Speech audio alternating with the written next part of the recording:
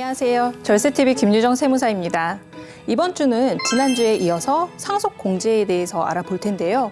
지난주에는 사람에 대해서 공제되는 인적공제들에 대해서 알아보았고, 오늘은 상속공제 중에서도 금융재산 상속공제와 동거주택 상속공제에 대해서 말씀드리려고 합니다. 먼저 금융재산을 가지고 있는 경우 적용되는 금융재산 상속공제입니다. 상속재산 중에 금융재산을 가지고 있다면 그 금액에 대해서 일정 금액을 공제를 해주는데요. 금융재산에서 금융채무를 뺀 순금융재산 가액이 2천만 원 이하이라면 그 전체 금액을 모두 상속재산에서 공제해줍니다.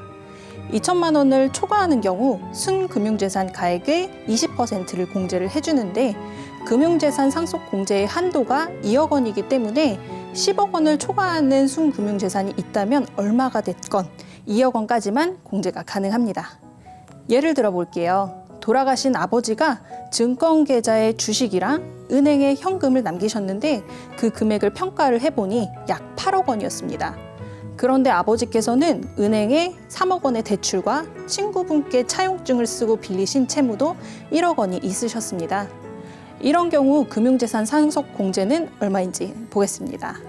먼저 금융재산 가액은 주식과 현금을 합친 8억 원이 되고, 차감되는 금융채무는 개인 간에 거래한 채무는 제외하고 은행 대출인 3억 원만 차감을 해서 순금융재산 가액은 5억 원이 됩니다. 순금융재산 가액이 2천만 원을 넘기 때문에 5억 원의 20%인 1억 원이 금융재산 공제가 됩니다. 다음으로 알아볼 상속공제는 동거주택 상속공제입니다. 부모님이 연로하셔서 자녀가 한 집에서 모시고 산 경우에 부모님이 돌아가셨을 때 상속주택에 대해 공제해 주는 건데요. 요건이 좀 까다롭습니다. 먼저 피상속인과 상속인이 상속 개시일로부터 소급해서 10년 이상 계속해서 하나의 주택에 함께 거주를 해야 합니다. 이때 상속인은 배우자는 포함되지 않고요. 자녀나 손주와 같이 직계 비속인 경우에만 가능합니다.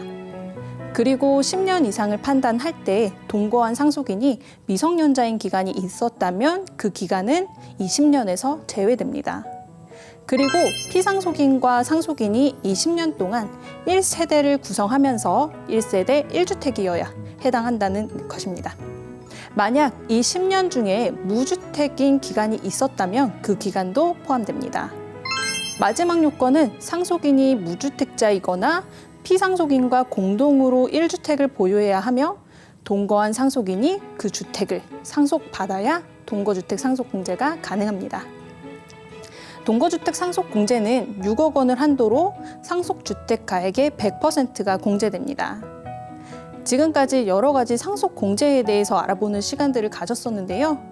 세금의 경우에는 모든 상황마다 각각 다른 절세 포인트가 있을 수 있으니 반드시 절세 전문 세무사와 상담하시기 바랍니다.